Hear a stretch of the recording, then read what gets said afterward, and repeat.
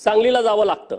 आता collector office तर तिकडे आपण नेऊ शकत नाही, जिल्हा परिषद नेऊ शकत नाही, पण काही कार्यालय आपण जतला नेऊ शकतो।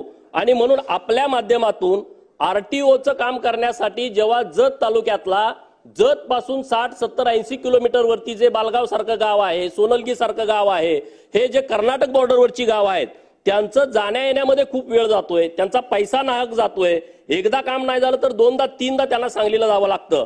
आणि म्हणून आपल्याकडे कराडला जसं आरटीओचं कार्यालय आहे, बारामतीला जसं आरटीओचं कार्यालय आहे, फलटणला तुम्ही नव्यानं आरटीओचं कार्यालय मंजूर करून दिलेलं आहे, तशा पद्धतीनं नवीन उपप्रादेशिक परिवहन कार्यालय जत साठी आपण मंजूर करावं अशी मागणी आपल्या माध्यमातून मी सरकारकडे करत आहे। दुसरा विषय अत्यंत महत्त्वाचा आहे। माननीय देवेंद्र फडणवीस साहेबांनी केंद्र सरकार आणि राज्य सरकारच्या माध्यमातून ऊर्जा खात्याच्या माध्यमातून सर्व कृषी पंप हे सोलरवरती आणलेले आहेत।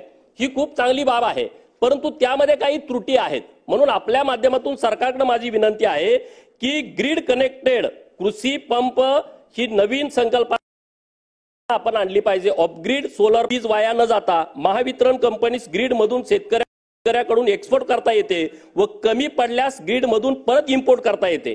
शेतकऱ्यांना योग्य दाबाने विद्युत पुरवठा होतो, ट्रान्सफॉर्मरवरील लोड कमी होऊन ट्रान्सफॉर्मर जळण्याचे प्रमाण कमी होतं, लघुदाब व उच्चदाब वाहिन्यावरील तसेच डिस्ट्रीब्युशन बॉक्सवरील लोड कमी होऊन बॉक्स जळण्याचे व तारा तुटण्याचे प्रमाण कमी होतं।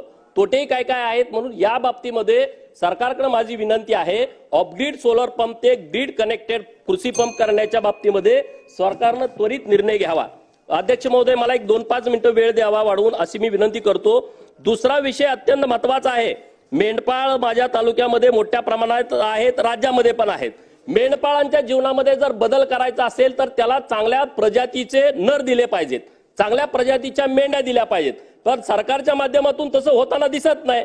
परंतु माझ्या विधानसभा मतदारसंघामध्ये माडग्याळ नावाचं गाव आहे आणि माडग्याळ मेंढी आता सगळ्या मेंढपाळांच्याकडे आहे आणि त्या माडग्याळ मेंढीची किंमत 1 लाखापासून 10 लाखापर्यंत आहे। ही अभिमानाची गोष्ट आहे, परंतु याला जीआय मानांकन मिळण्याची आवश्यकता आहे।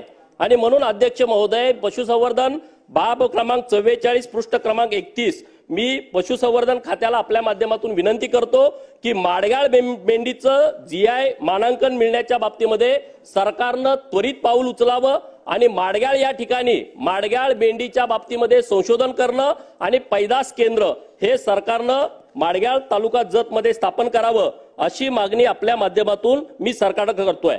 एक खूप चांगला निर्णय सरकारने घेतला होता पशुसंवर्धनच्या माध्यमातून।